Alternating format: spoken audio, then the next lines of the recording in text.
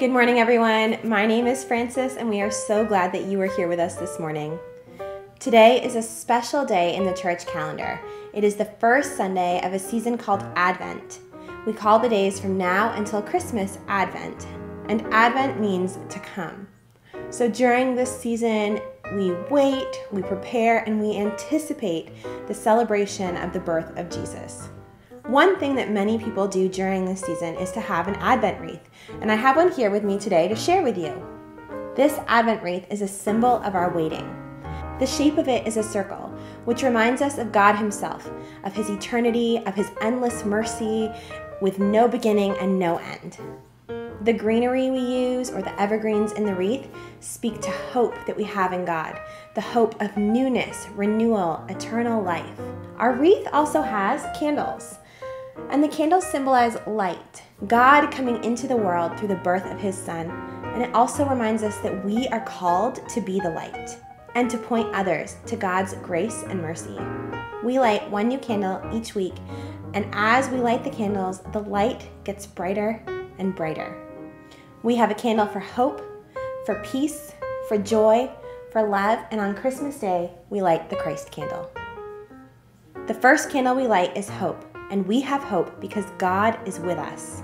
Sometimes when we tell the story of Jesus, we begin with His mother Mary, and that is a really good place to start.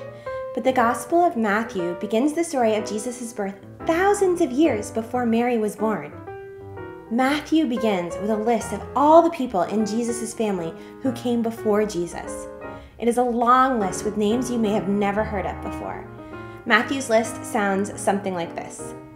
Abraham was the father of Isaac, and Isaac the father of Jacob, and Jacob the father of Judah and his brothers, and Judah the father of Perez, and Zerah by Tamar, and it continues like that until the end of the list where it says, and Jacob the father of Joseph, the husband of Mary, of whom Jesus was born, who is called the Messiah.